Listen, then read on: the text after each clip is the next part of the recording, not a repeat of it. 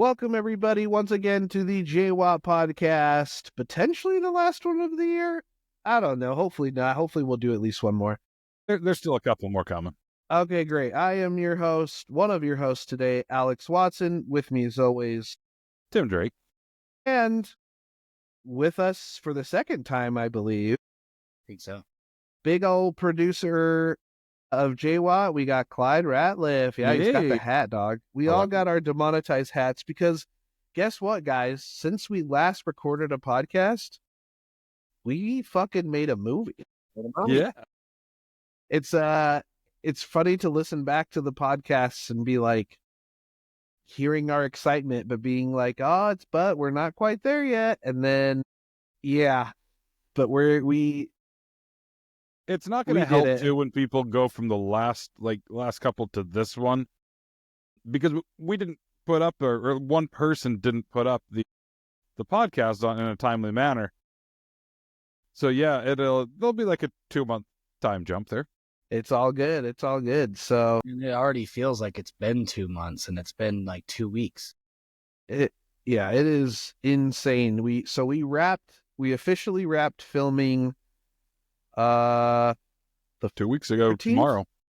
Yeah. But the date was the 14th, I think. So, and we've been taking care of a little loose ends here and there, but guys, we made it. You've heard us talk about it forever and teasing here and there that it might happen. And guys, it just happened. I don't know how to explain it. I mean, sorry.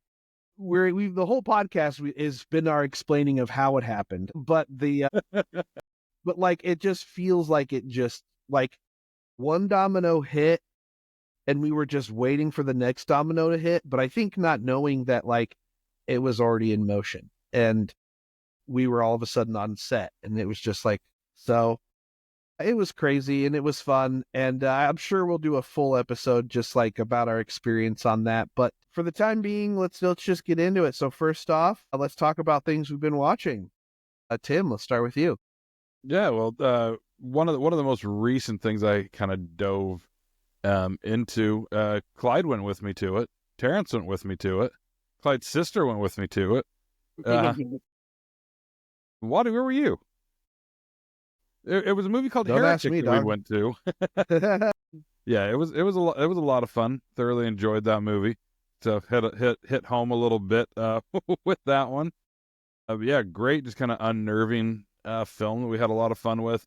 I also recently saw Anora. That nice. I really had want to see that one. Sit with it for a little bit. Yeah, because in a way I was like, did we need Gen Z Pretty Woman?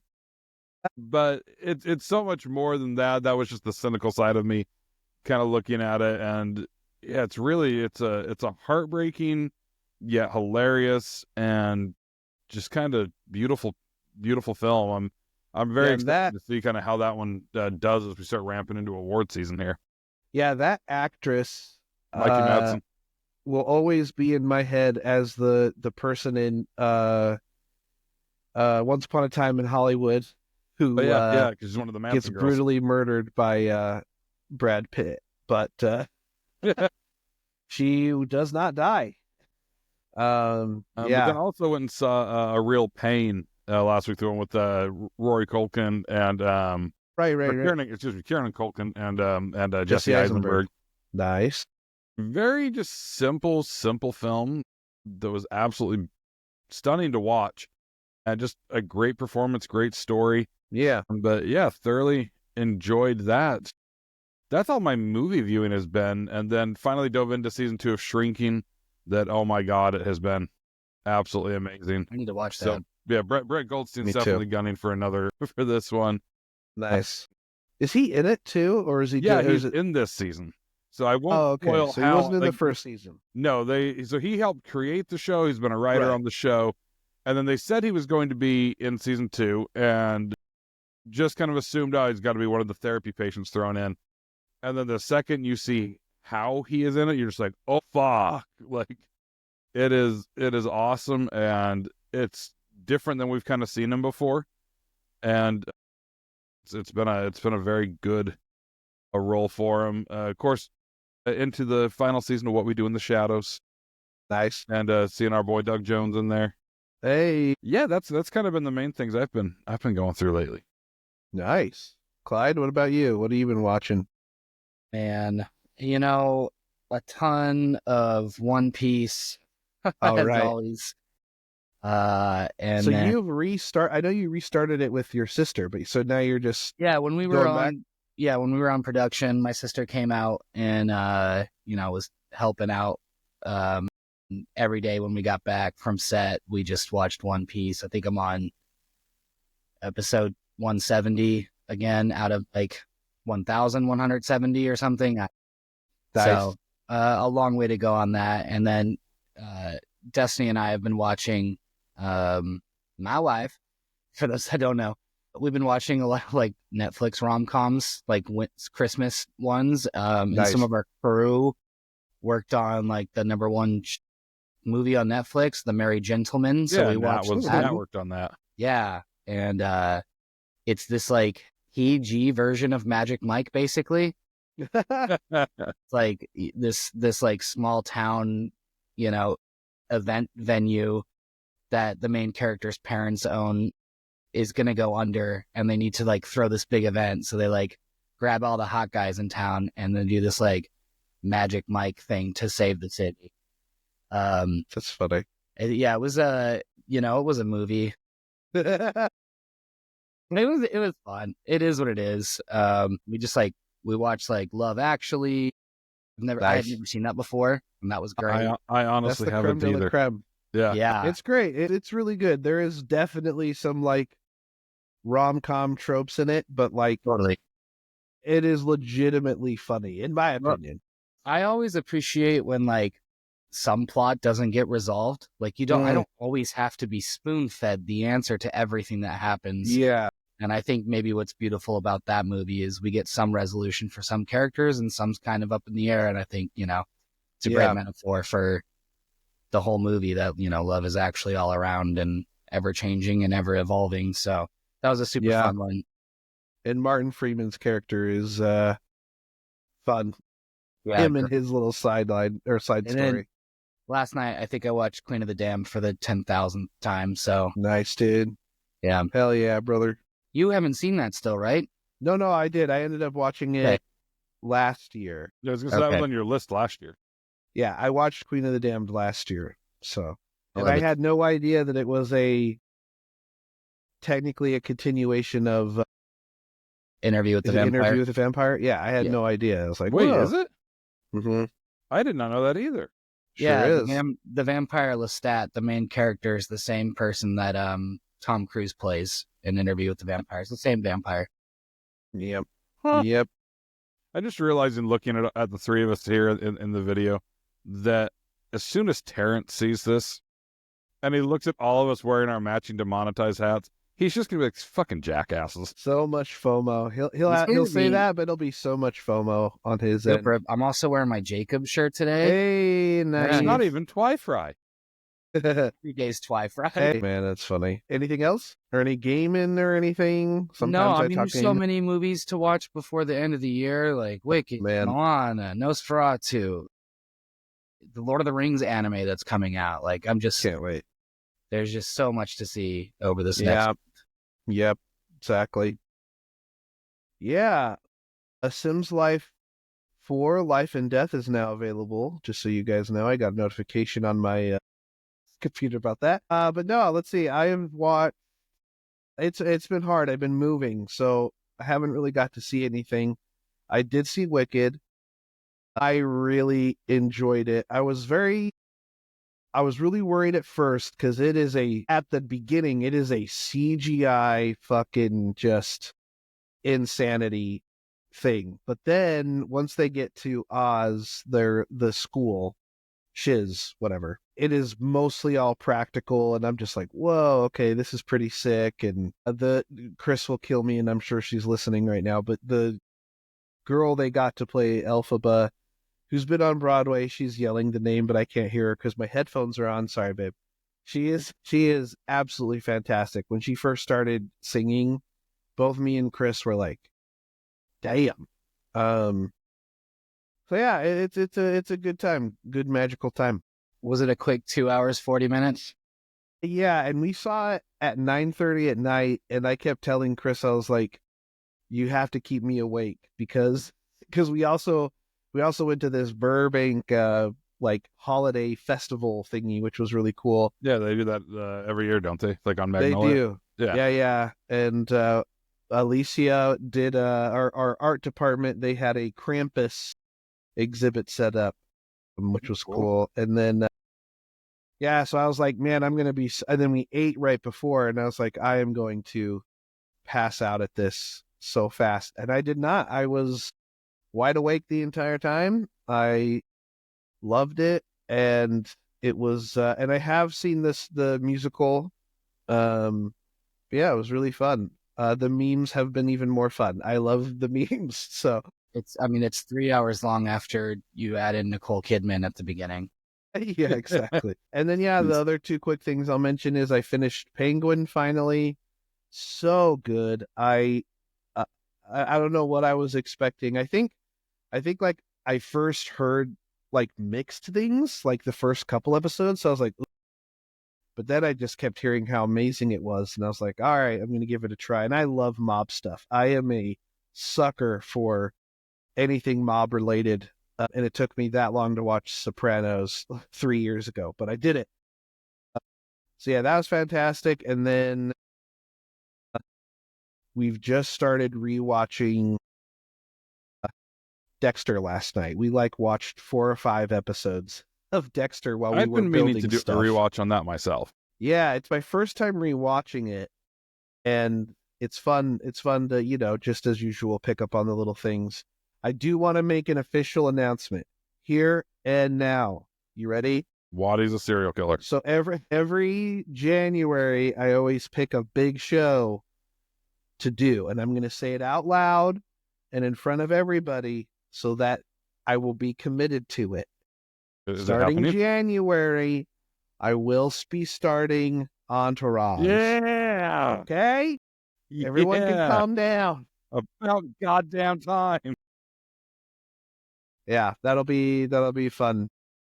I look forward to that. But I'll start rewatching it for like the 50th time in January. I There can you watch go. along with you. we'll have something to talk about. Yeah, that'll be fun. We'll get Terrence But- in on that too, because Terrence loves the show as much as I do. Yes, for sure. Cool. Yeah, so like we mentioned, we just finished our film. I'm cutting a trailer, and then we're going to investors to get finishing funds is what it's called. And then we can hopefully start that in January. And yeah, hopefully we'll have this thing ready to go out to festivals and stuff soon. We've been hitting up by sales homies, which is crazy. And Yeah. we'll get, again, that's what we're in right now. We'll get to that part probably later in another episode, but just letting you guys know where we're at. I wish you Right could have now. been with us, Clyde. The first call that we got. Yeah. So we're over at Waddy's. Hold on. Before you preface this, Okay. Tim answers every phone call. It doesn't matter if he doesn't know it doesn't matter if he doesn't. He'll answer every phone call no matter what. We were literally in the middle of a meeting and Tim answered. But go ahead. It was good that you did, though, by the way. For one, let me preface the preface. Yes. I do that because I have so many feelers out there, and so if it comes from a California area code, I always will answer because I don't know like which reps or anybody might be contacting. So Totally. that's the reason I always do that. So yeah, so the Southern California area code is calling, and I was like, maybe something that we need. This guy just like, it felt kind of scammy at first, but then like he starts like explaining what they do. I was like, oh, okay, and he's like, so the best way to reach you is at Dead Boy Productions. And I was like, that's my other company. He's like, oh, so Top Flight Pictures. It's like, yeah, that's my other company. And he's like, so it's like I give him my email, and his response is, so just like Terrence, which Nice. Terrence is sitting right there, hasn't been contacted from this guy. Yeah. And I was like, yeah, just like Terrence. And he's like, okay. And that was just the end of it. But it was kind of hilarious that all of us are sitting there. For one, he didn't know which company he was actually calling. He just wanted to call about the movie. Yeah. But it was kind of funny that we were all just sitting there and got to enjoy that insanity. Yeah, and Yeah. then like less than an hour later, I got an email from someone else completely different, which is Crazy. Yeah, I think you use the word scammy. I think when things start to go your way, everything feels really suspicious and scammy. You're just not like prepared for it. Yeah, exactly. But yeah, so we'll keep you guys updated on that, and I am also going to unfortunately have to be eating while we do this. I know. I'll mute myself. Don't worry. But here, you got to look at this. Now that we're going to record video, I can't see what it is. it's a bagel. A little higher there, Waddy. Bagel, egg, and cheese. Oh, if I go too high, it'll be done Yeah, for. I just had a crepe delivered while we were talking. That looks like a cat you had. A Loot Crate. Yeah, Loot Crate, dude. It's I remember the days of Loot 2010. Crate. That thing was fun. It was fun. It was one of the first, at least that I remember, like Yeah, blind box subscription things. box, Now everyone does them. So like it was so good because it went from like that to then like the Marvel Collector Core and then the Star Wars a bounty box. They were so fun, and then it just got to be too much. And Yeah. I got to overrun by it all. yeah, I got to do the one that Clyde does. They should sponsor us, but the Into the Beyond, the shirt subscription. Into the AM. Yeah. Into the AM. Yeah, I always have one nearby if we need to plug them. Hey, there you go. They want to sponsor us. Yes. Yeah. I did a T-shirt one for a bit, and then they stopped doing it. But one of my favorite artists, Alex Party, did a T-shirt of the month club, and it was always a blind shirt too. Oh, that's cool. But you'd also usually Cool. get like a small, like little, like 8x8 kind of print or something like that. Mhm. And those are always so much fun to get. Nice. But that only lasted a couple years, but gave Hell me more yeah, shirts than I ever needed. Hell yeah, dude. All right, let's get into it. So we are talking Clyde can come whenever he wants to, but the big reason why he's the reason why he's here today, is he's a big reason why we have the actors who are in our movie. Just to give you a slight background, it took us about a year or so. Well, it took us about 6 months to write the first actual draft, and then there was a moment where we were going to cast all influencers, and then we were just going to do Kickstarter. Thank you. I was actually going to ask for that. Thank you. Go on. I'm showing you my food. Is that like an ice coffee? I think it's an Yes, iced it's coffee iced because coffee. Waddy's become a coffee degenerate. Like I am all a of us. coffee degenerate now. But yeah, but then like, I don't know what was the tipping point of deciding not to move forward with Kickstarter, but even then we did cast our first. So Janine was always casted a part of it because that was just the deal that we had as writing together. And then we did cast Giuliano, and then we had another person cast that was Janine's friend, who unfortunately didn't work out. She just had a lot of stuff on her plate, but that's going to happen. That's going to happen a lot. You'll move forward with stuff and then people just don't happen. So fast forward to, when did you think we started? It had to have been end of May, because I remember us setting certain deadlines for each other, Clyde. Like, do you remember I think what that was? I think the first confirmed actor happened in May, outside of the Janine's friend, who was kind of with us kind of since the beginning. Yeah. So I think it was pretty early last year. Yeah. So maybe take us through a bit of like and this is a lot to throw at you, but I guess like, what was our process? What did we, I mean, it's funny because I don't know if we really had one. I think we just kind of threw a bunch of shit at the wall and some stuff happened. I think we learned. Yeah, please take us through it. Yeah, so we had a couple people attached originally, and Janine the writer and Janine's friend, who had been in a really big movie. And I think honestly one of the things that really helped us out and kind of legitimized us was having someone attached somewhat early.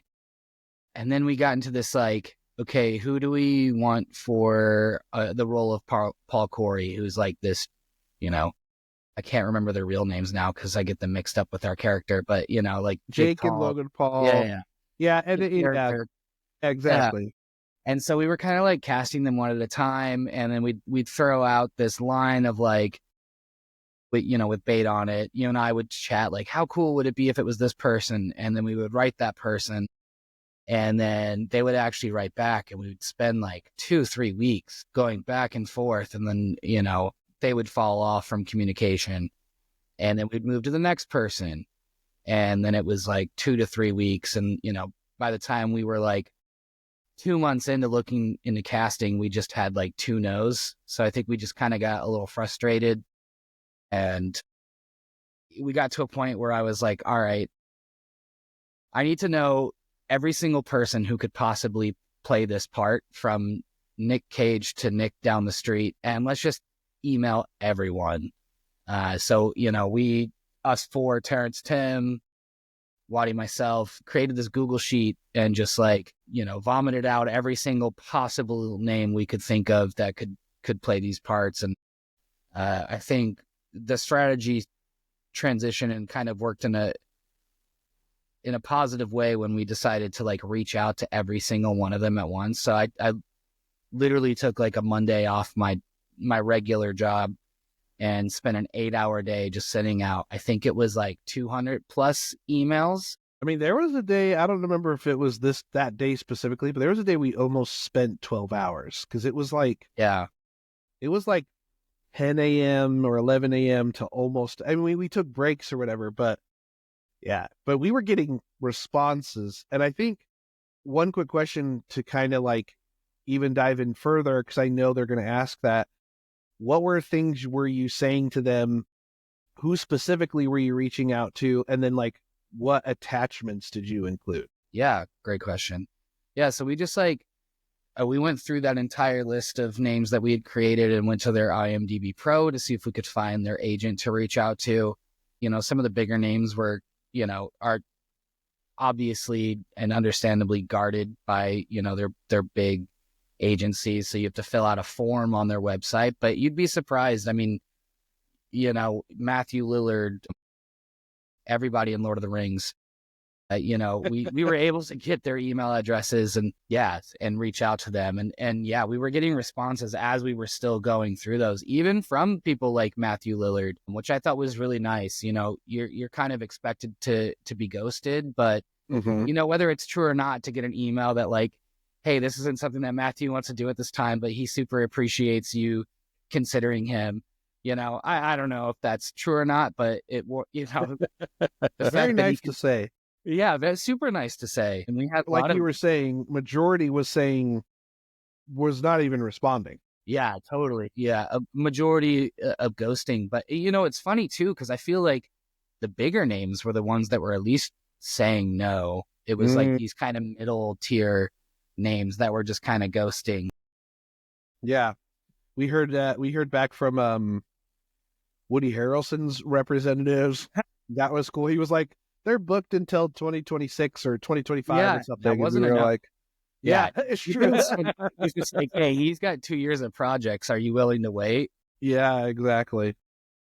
But Woody Harrelson, Elijah Wood, all these people getting back to us, whether they saw it or not. These are people, I think, that are in movies that we idolize and grew up and inspire us to do what we're doing. So just to even be on that radar or once removed or whatever is just like the coolest feeling. So I think some of the craziest of that too, though, is even when people did express interest and maybe wanted to read a script or whatnot, and we did with some of those really big names, that it's like they would actually take the time, even if they passed, they would still take the time to read it.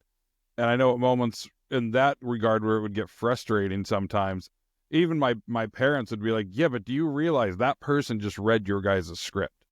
Like, they were interested enough that they read it. And in some cases, we got like bits of like, hey, it's a great script, just not for me. Mm-hmm. So like those kind of things too were just like insane as you're going out to these people that are actually taking the time to respond to us. Is it kosher to name drop those individuals? I probably would leave those a little vague. I'm not sure what you're referring to. I mean, the people who did read it. Person read the script and that was really cool. Yeah, I mean, I guess we'll hit us up privately. Maybe we'll tell you, everybody. But yeah, I mean, also even people excite in the context of like people reading the script and being really excited for it, and then like not necessarily wanting to move forward, but telling us that they really love the script and they didn't feel the part. I mean, one of your actors in your favorite movie, also did the same and called you personally to tell you no. Yeah, maybe one day we'll reveal that. But yeah, that was an insane day to just hear all that. But yeah, so yeah, Clyde really casted out an insanely huge net, and we were just throwing tons of emails there. I think you included like the log line. You included like a description of the part. What else did you include in there? Let's look. I think we had the pitch deck. There we go. I think we had the pitch deck as well. So they could kind of get like the tonal feels of the entire film and kind of a rundown of, what the company was, what we had done. How it was our second feature.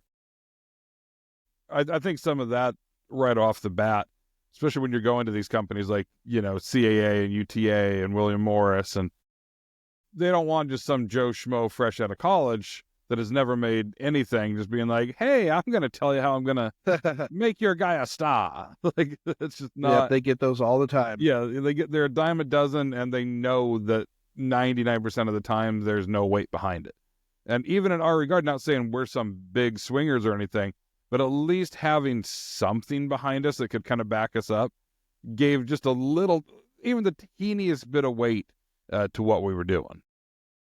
Yeah, I think a lot of those agents are probably, the first question they have is, who is this? So that was literally the first part of my email, hey, my name's Clyde. I'm with J-WAT, at which I linked our website. We'd love to talk to you about X person for upcoming horror film. We dropped the log line. The very next thing that we did was, say who was already involved in the project, which, the further we got along in the process, the easier that became, especially the people who confirmed first. Yes. Helped skyrocket us even further. And then like a little blip about, the film's director. So I talked about Alex a little bit and, what he's done. And obviously when you can drop things like It's Always Sunny and American Horror Story, that also helps legitimize. I mean, really, that was kind of the thing. Like, we didn't want to just go say, hey, hey, be in our movie. It's a cool movie, I promise. Like, we really like had to legitimize us. I think 75% of the body of the emails probably just like, hey, we're real. We've done this. We've done other things, Yeah. Pay attention to this offer. And then we kind of dived into what it was and what the character was, as well as attaching that pitch decks.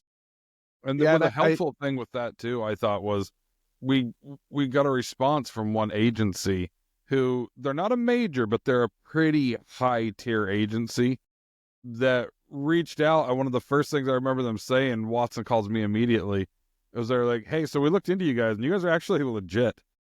And it was like it was kind of hilarious, but at the same time, it was sometimes that little bit of validation that we needed during, all these hundreds of emails going out, but to hear from a very reputable agency to be like, yeah, you guys are legit.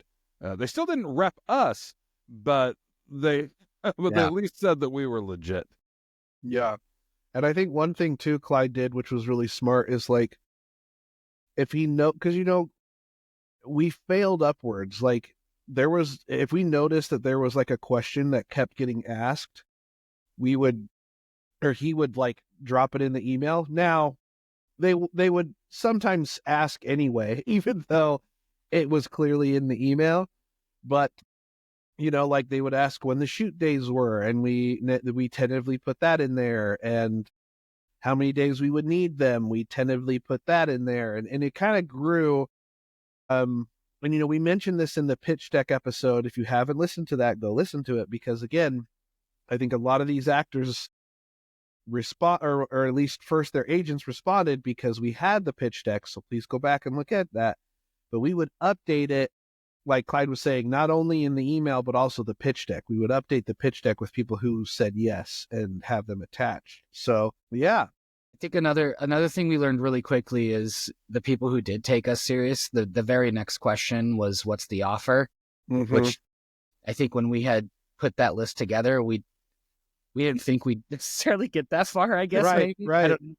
But it's in hindsight, it's the very obvious next step. Like, what's the money Yeah. situation here? Right. But the first person who responded was like, "What's the offer?" And I call Alex. I'm like, "What's the offer?" And he's like, And I'm I like, don't know. let me call Terrence. Yeah. So I think kind of having an idea of what you'd be willing to pay for people is also going forward, maybe something that will at least have some sort of pulse on versus starting from zero. Yeah, and we were pretty transparent because, like, when we were reaching out to people, we had like maybe our first investment, and it wasn't that much, but they would ask us, like, that was another question they would ask us, like, are you guys fully funded? And we're like, not yet, but like, we will, and when we do, this is how much your client will make. So yeah, it just having all that info. And again, we didn't know that was what they were going to ask. Like, I know Clyde said it seems logical, but we just didn't know what was going to happen next. So yeah, we just kind of kept rolling with the punches and seeing what's happening. And also, so I know another question, because I'm just trying to think of questions I would ask if I was listening to this. How did we get the contact info? And I think there was two things. One, there was a brief moment of time where we had a casting director. We had some funding where we did that, and we did learn a lot from Scotty. Shout out to him. Super Yeah, real Scotty cool was dude. phenomenal. We ended up going a different direction only because our budget was looking lower than we could afford the actors we were going after. But we did learn a lot from him. We did hear a lot of that. And again, I think we did kind of realize, like, wait, we're getting answers from people ourselves. So that was one way how we were getting through to people. So a casting director is a big thing. But what Clyde was mentioning, when we made our huge Google sheet of who to go after, we used IMDb Pro. And again, I don't want to gatekeep, so that's what we did. So some of them have them listed, some of them don't. You're just gonna have to go through and try and dig and find it. And so, but yeah, I think. And then before I move on, Clyde, anything you want to add more as far as that goes? Okay. No, I just I know he said it, but to kind of reiterate, I think like 99% of the questions in response were, what's the offer and what's your total budget and are you funded? That's most of the time that was and also you mentioned like transparency. I think we just did that because we didn't know. It was kind of hard because we're like trying to jump into these negotiations with people we need, but we'd never really done this. So we kind of just showed our full hand. And sometimes we're like, I don't know if we should tell them that, but I also don't want to hide it. So I guess we literally told them everything. We told them our budget. We told them, how we were partially funded. We were just completely transparent and 100%, never like bullshitted them or anything like that. We just were honest. And I think that also was really helpful, especially in times where we had to pivot because of date changes or like, anytime some of our major actors needed something, like they knew from those early comms that we were just chill guys. Yeah. Just chill guys. Yeah, it's trying to make a movie. I had told Watson early on too, because I was meeting with, when we very first started this, like a year and a half, 2 years ago, with some of the people I had as mentors at the studio. I would ask a lot of them, like, okay, when you have like younger talent coming in and, it's their first kind of big thing that they're doing, like, what is the biggest mistake they make? And every one of them, I know I've said it on here before, but I can't reiterate it enough, because all of them would say, the biggest mistake they can make is they try to bullshit us. Like, we've been in this for a while. Like, the more transparent you are, if you don't know something, say you don't know something. Yeah. And I think that helped us a lot.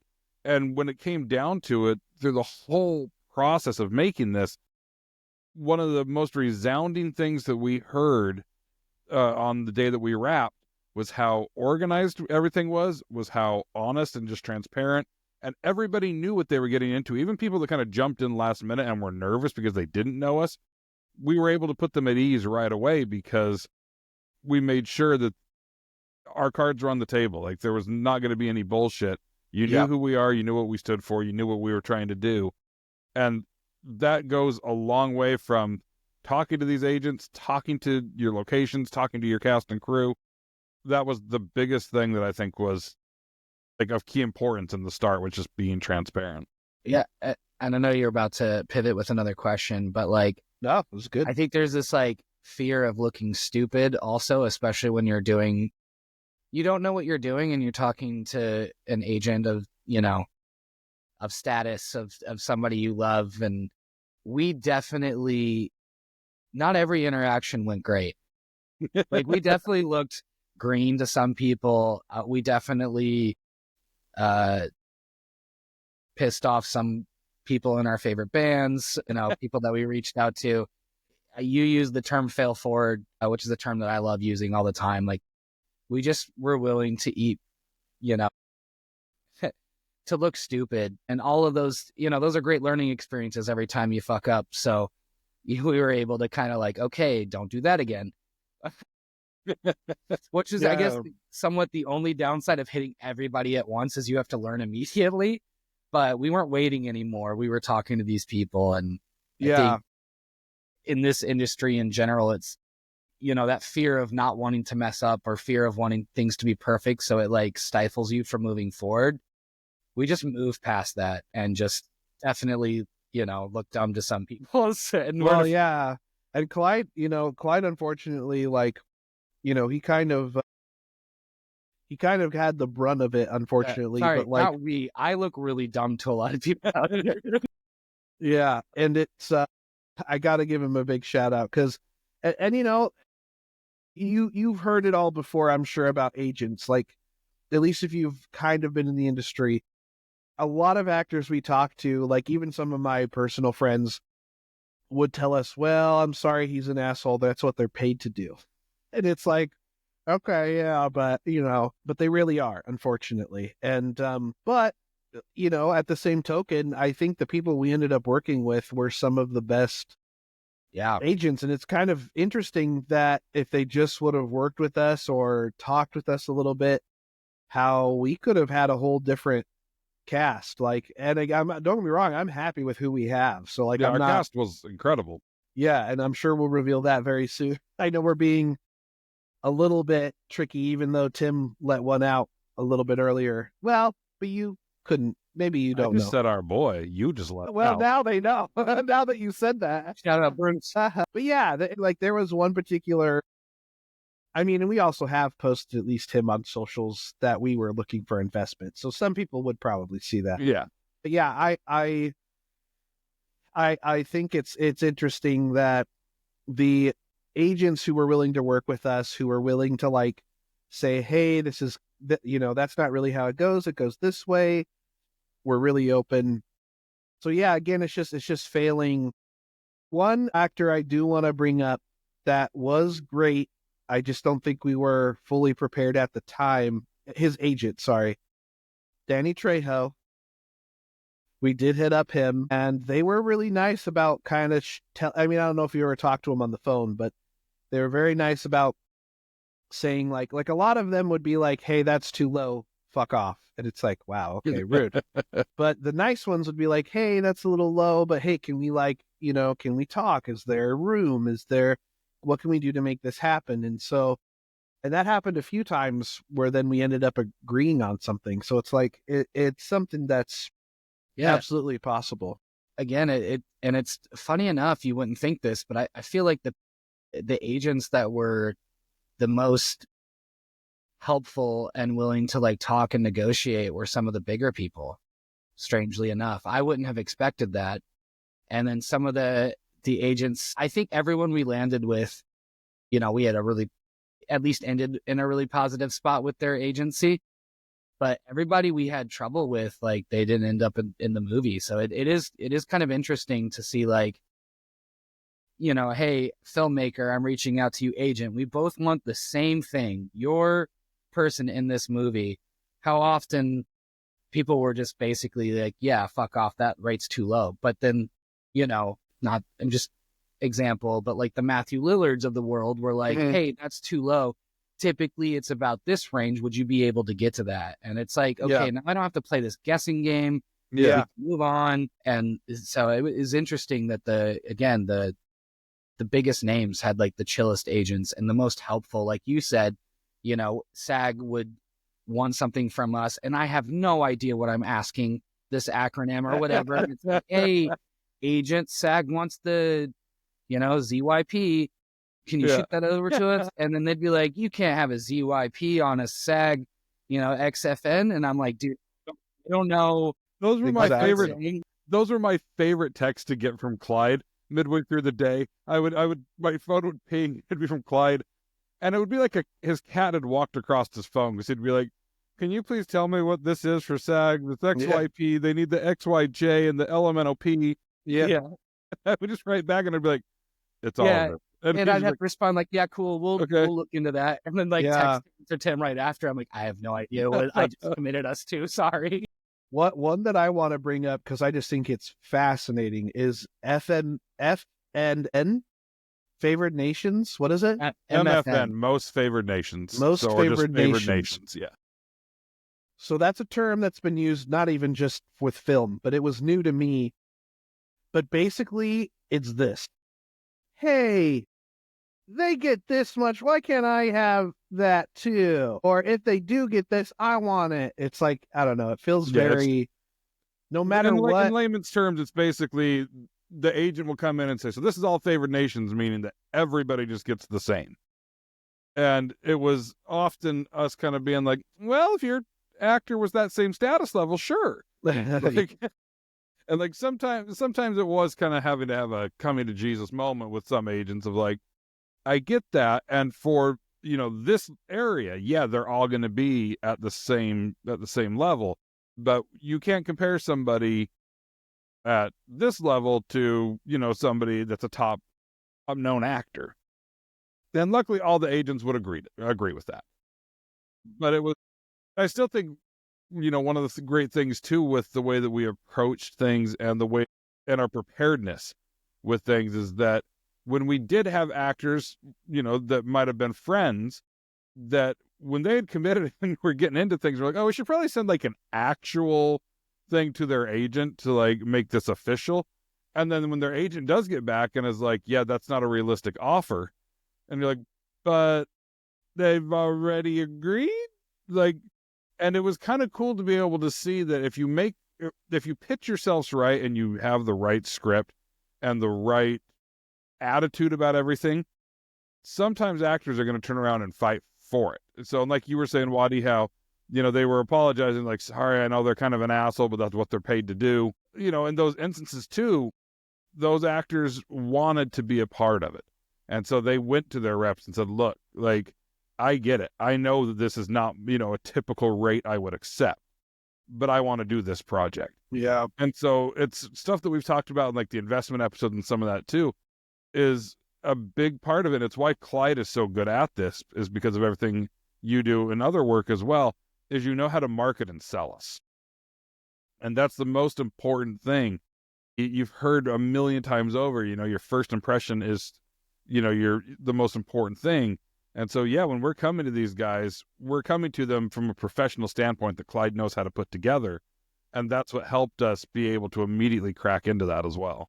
It's a really thin veil of professionalism, but it is the shield that we bear.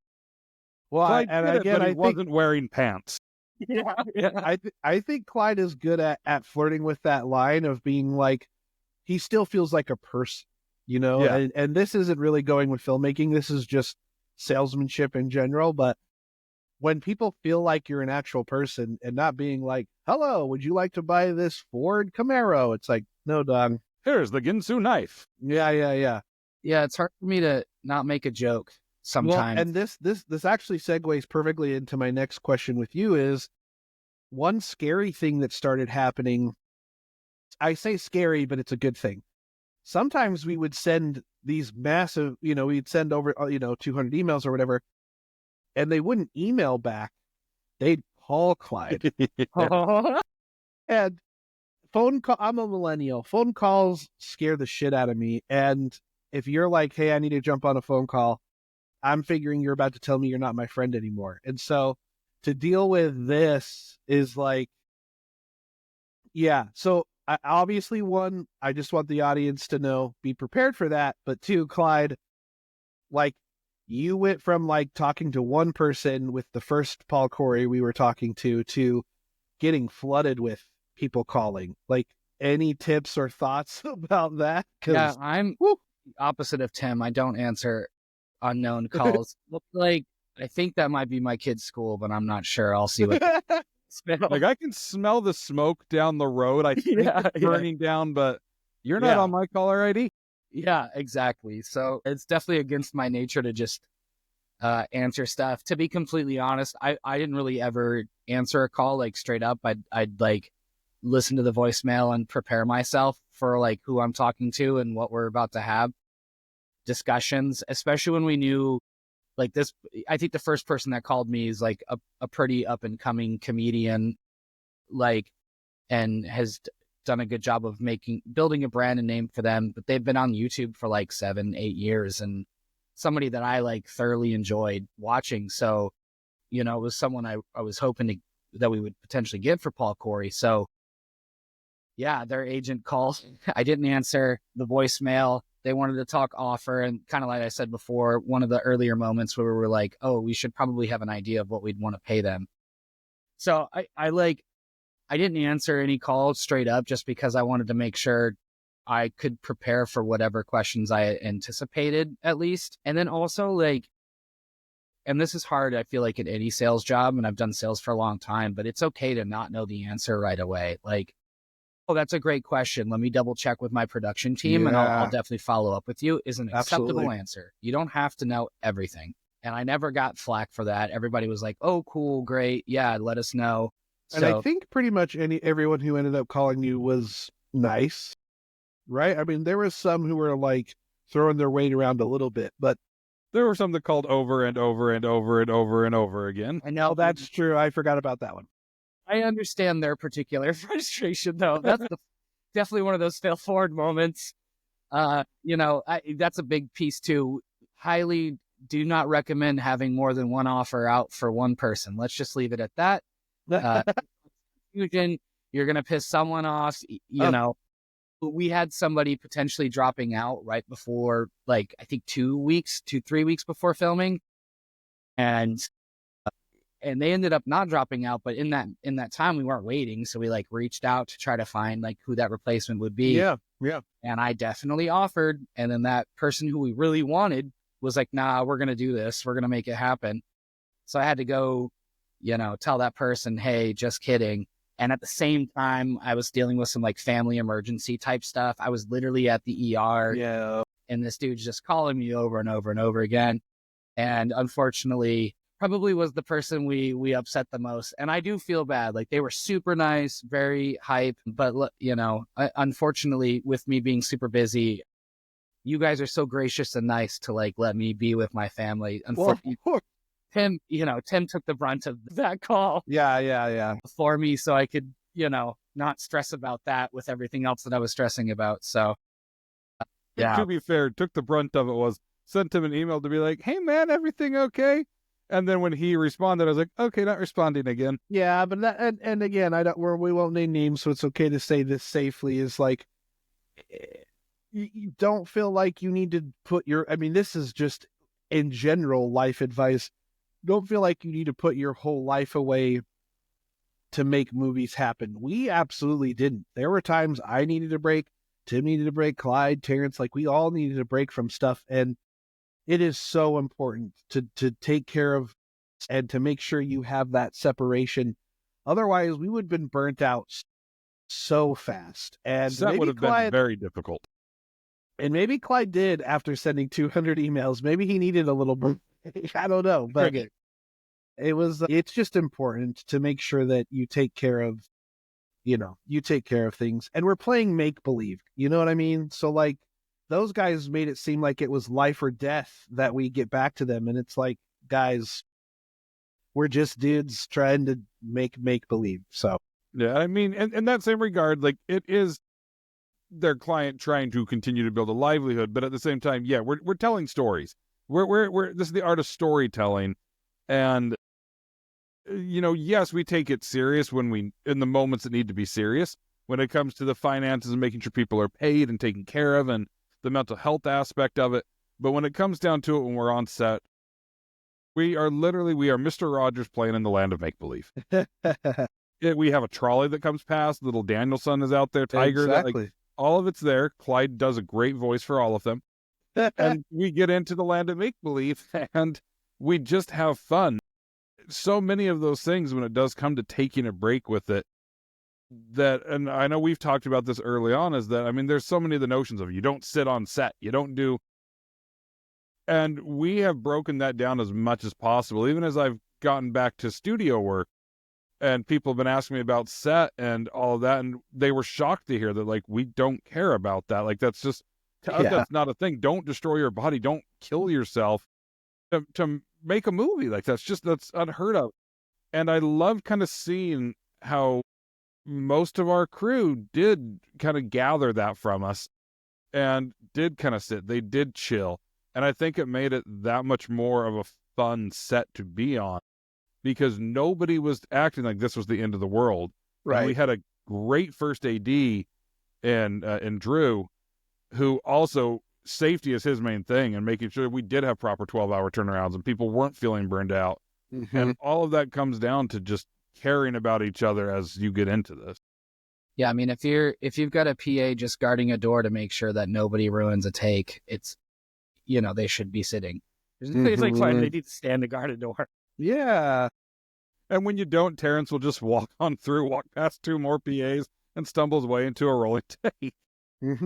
I do think it's worth mentioning as well. We could talk about whatever, but something that's top of mind for me is when agents like come back with their like rebuttal, or like, it's obviously they want to work with you, but then they're like, hey, we want 10% agency fee. We want 10% manager fee. We want all of these things. I think, as you're casting a movie, you should also expect that list of demands.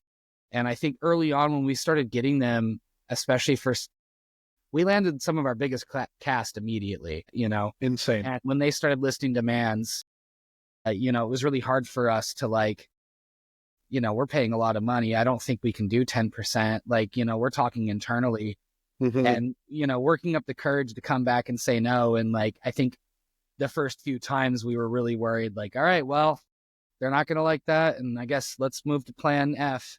Not schedule F, but yes, plan F. Yeah.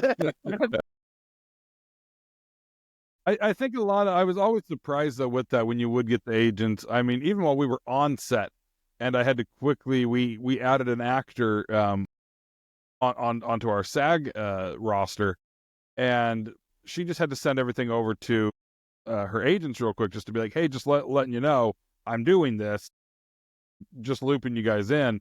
And they got back, and this is literally a day player on a day rate on a SAG low budget film. And their reps got back and were like, so is there 10%? And I laughed out loud when I read the email. And I was just like, no. They're like, you and really gonna... And just to explain to the audience, because again, I don't know if everyone knows, they're talking about the agency fee. Well, sometimes they were actually talking about 10% of the film, which was insane. But especially for our little budget, but 10% of the agency fee. And you have to remember too, like if someone was representing you, you would hope that you would have the agent who was asking for 10% of the film. Like that's what they get paid for. Yeah.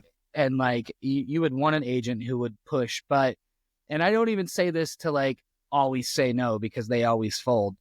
I would say 99% of the time we said no because it was just transparently like something we couldn't afford or offer. Yeah.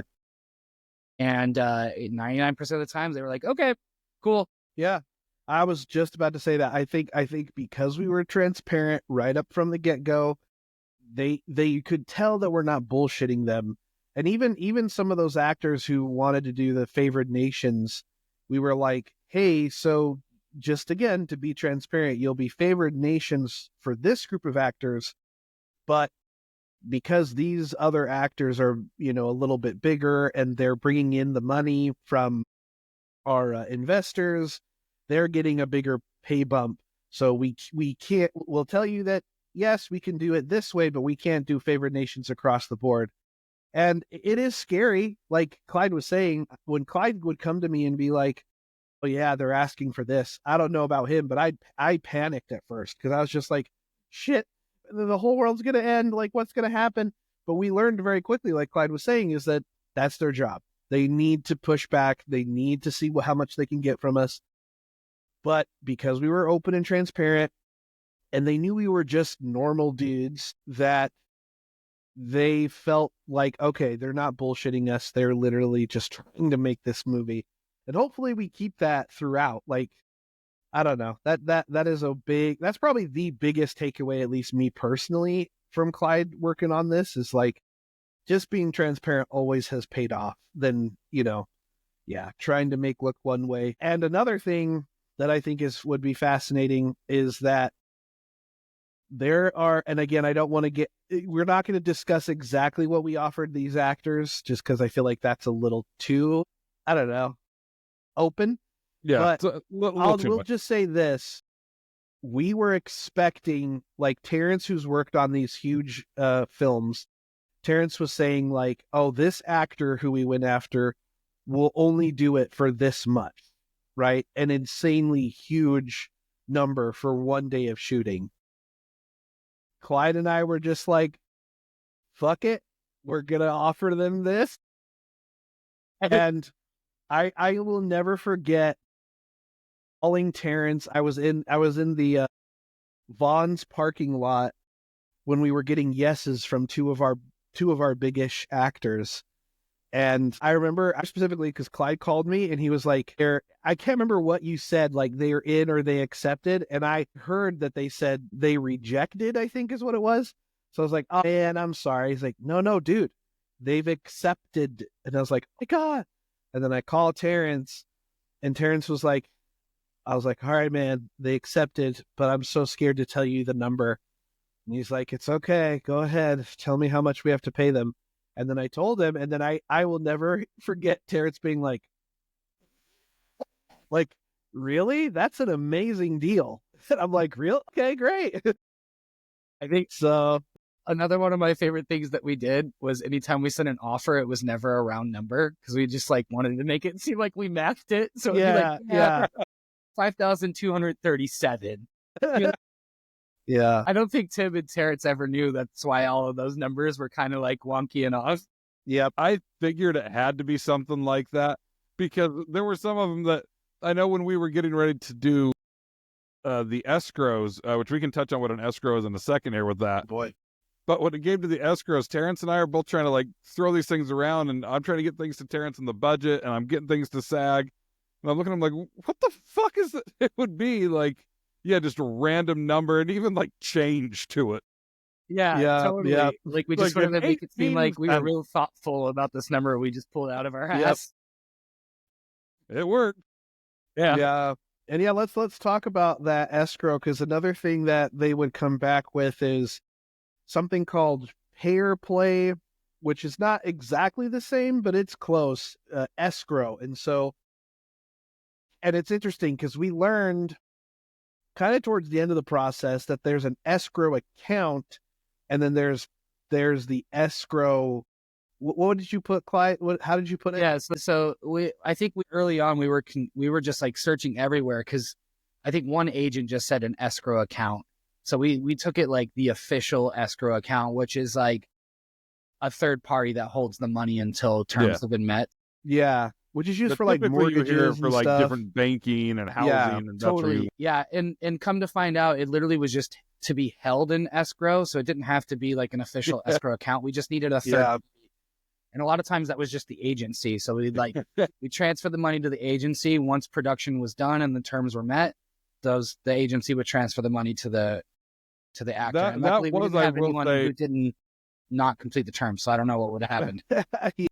I will say that was one of my favorite moments. I was trying to figure this out, and I'm getting text from Clyde. Then he's like, "But this isn't an escrow account. Like this is just an account." And I'm like, "They just have to hold it. That is escrow." Well, Yeah, one actor's agent just was like, yeah, an escrow account. And I think we were just, I don't know. Yeah, one of those things that probably should have been a phone call and would have avoided like maybe 3 months of confusion. But we figured it out, and that's the important thing. Yeah, and so like Clyde already said, it's just basically like we had an agreement between an actor where he would appear in the film for this amount of days, and then once he fulfilled that, he would get paid out, and that includes ADR. At least I think we need to be careful with what we found out with SAG, because apparently what we agreed with them, SAG does not give a shit about. So that was an interesting find. Yeah, because we, in that regard, just kind of keeping it in kind of vague terms is where you're looking at like a 12-hour shoot day, certain actors under certain categories will only have 8 hours. And so where you think that you've agreed to, this is the full day, all of a sudden you're like, fuck, that's a lot of money. Their day is at 8 hours. And if I go overtime, I'm paying a shit ton of money, where it could have almost doubled what they had made, which was not what was agreed on. And so, again, luckily, though, very good crew, a very flexible director, and able to make it still happen without compromising the film, so that we, like the first day, we went a couple hours overtime just because we didn't know. And luckily, our payroll department turned around and was like, hey, just so you guys know. And then it took SAG a week basically to confirm for us for sure that was the case. But it was something that, again, we pivoted. But yeah, when it came to negotiating those terms, there were things like that just weren't clarified in there. Yeah. And not only that, poor Clyde, like there was a moment where one of our actors' agents was like, no, SAG holds escrow. And then SAG was like, no, agent holds escrow. And then they were just back and forth and back and forth. Luckily, it was figured out. But the agent was like, no, SAG does it. And if anyone at SAG tells you differently, tell me their name. Yeah. So coming back to it, some agents will be your friend and like be a bulldog for you if you need it, because they want to make money too. And that particular agent, I very quickly grew to love. Even every time he would get a little bit sassy, it kind of made my day. Because there was a moment, Terrence and I found something out that when we were getting payroll stuff done, where we were like, fuck, like this is going to kind of hurt us. And I had to reach back out to him. I was like, hey, can you just clarify this? And he's like, yeah, if it was that, I would have told you that. I literally sent it. I was like, I know. I got all of that. I was just double checking because it was kind of out of the norm. And he's like, oh, yeah, no, like we've tried to convince this actor to do it this way, but no, he just wants to do it this other way. And so, but I kind of laughed when I got it, and I was like, he's being sassy again. Like, that's funny. It would make my day. I think we'll have to have a J-WAT meeting because there's a lot, obviously, as a director, since I was directing it, I wasn't handling any of this stuff. So a lot of the stuff you're telling me is news to me. And again, I am glad it's news to me, because I was so fucking focused that even I feel so bad. Anytime Terrence would just come in to look at us filming, I thought, oh shit, the world he has bad news and 80% of the time he's just coming in to just check in and just see how things are going. But no, I really appreciate you guys. We'll get into that. But I think we're kind of running a little past time. But is there any other question or any other things you guys want to add, or like any other tips and tricks? I do want to say one thing I think I would have loved, and we tried, is to have a lawyer involved throughout this whole process. We didn't have a lot of money, so like normally you include it in the budget, but we tried. We reached out to like 5 or 6 lawyers. The things that you don't know about that you weren't involved in. Say yes. We did actually chat with our lawyer. We did have somebody that we could use. Oh, that's good. Well, that was during production. That was during production. He was allegedly our attorney during it. He was who we submitted to SAG, because he was like, yeah, this will work. Initially, but we never really heard anything, and then got on a phone call with him because we had some questions, and like chill as could be, but also I think one thing when it does come to that with having an attorney involved in this, research your attorneys, because this particular attorney was super fucking chill with us too.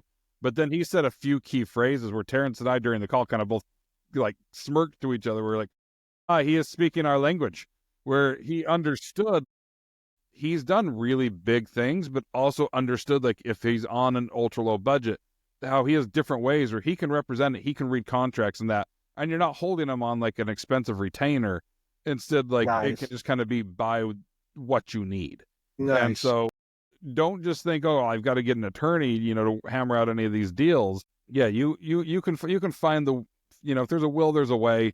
And even if you are writing your own contracts, just make sure somebody does look over them. Because, I mean, literally, we talked about that escrow. I sat at your place, Waddy, for what, 5 hours? Forever. Writing an escrow agreement, trying to figure out, like, the correct way and the correct language. And then once it was all done, like, having all of you guys look over it, then sending it to SAG and making sure everything met their, like, it was good with them, and then to the rep. Yeah, and the rep I had no clue how the fuck to write an escrow agreement. Yeah, the rep had notes, and they were all reasonable, so we just did them, and I mean, it all worked out, thankfully. So, yeah, you roll with the punches and you figure it out. Exactly. Yep. Yeah, I think the last thing for me is, like, I cannot reiterate this enough. We probably had like 10% of an idea of what the fuck we were doing when we started reaching out to cast. So, like, if you want to do this, if you want to make your projects, and you want to get some cool casts, like, you just can't be afraid to look dumb and learn from that, because it'll be the quick, like, trust me, all of those interactions that I look dumb in, I learned very quickly from and are ingrained in my brain. Hell yeah, dude. And, like, it would have been very easy to be like, I don't know, we shouldn't reach out to Matthew Lillard. I know I keep using him as the example, but like we just kind of got fearless about it, and, like, whatever happened. I think my my recommendation would be, like, start small, like we did, like, start with one person, give it a couple days. If you don't hear anything back, follow up, hit the next person. And then when you finally get that first person to bite, you're going to learn those questions about budget and, like, offer and all those things pretty quickly. And then once you've done that a couple times, just, send it. Just cast that net. Just go for it. Don't be afraid to look dumb.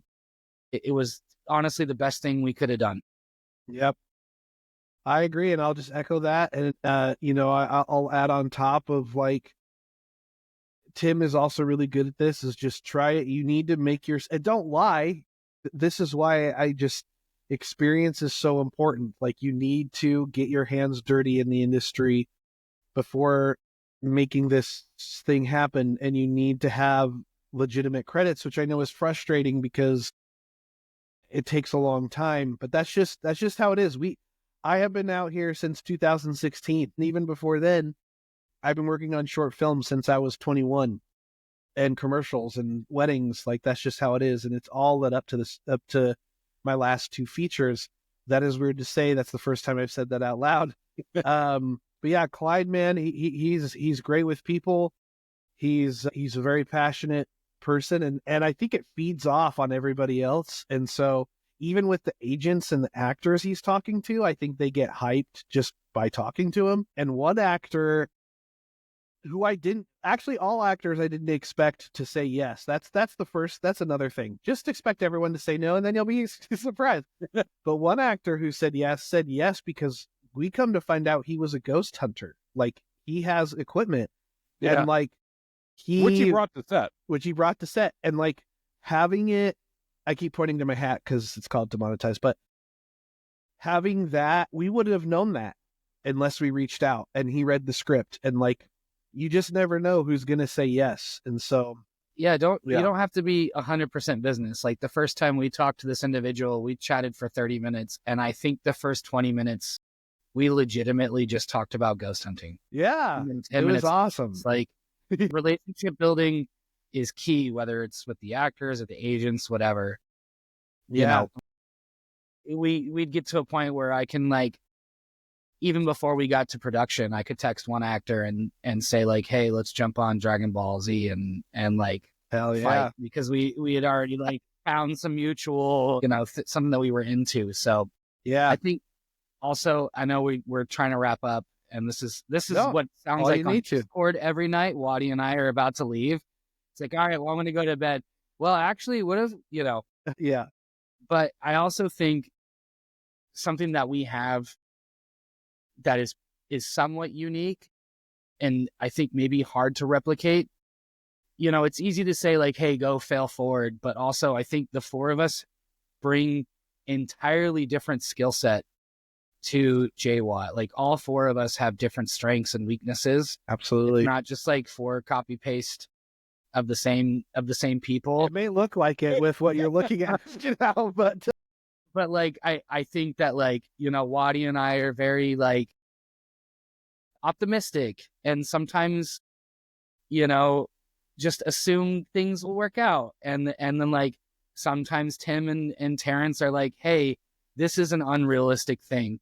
And you need to have people on your team that can hold you in check. And then vice versa. You need to have people on your team that can make Terrence go, oh shit, that's a good deal. Yeah, exactly. Tim, any last things you want to add? No, I think we've really summed it up, of how we went about this. It really was just kind of going gangbusters, looking at it at every possible avenue and honestly figuring it out as we go. I can't suggest enough. I will say this as many times as possible, and only about 1% of people ever truly listen to me with it. But if you want to be in this business, learn the fucking business. Like, it is the most important thing. It's not just, going out and making TikToks or, trying to be discovered as a content creator. Like, it is a business first and foremost. And if you forget that, you will get so lost in the shuffle, and you have to just be focused on, we're playing make-believe, we're having fun, but we still have to run a business. And if you want to do it full time, as soon as you accept that, you will find the way to make things happen. It's, again, putting in those 10,000 hours. So once you get there, it starts to all kind of make sense and connect. Absolutely. Well, cool, y'all. I appreciate you jumping on today. And again, you can always reach out to us. If you have questions. You can follow us on our social media, J-WAT Films. You can also follow me personally, Waddy McFly, on everything, especially now that everything's a little more private. Tim, where can they follow you? At Tim Drake 42 on everything. Yeah. Nice. Clyde? I just recently created a new Instagram account. Hell yeah, let's fill it up. Sounds like a story for another podcast. But you can find me on Instagram, Clyde.Ratliff. I think I've got 29 followers right now. We're a day. Dude. But that is definitely. Let's get him to 30. Hey, dude, we can get it to 8.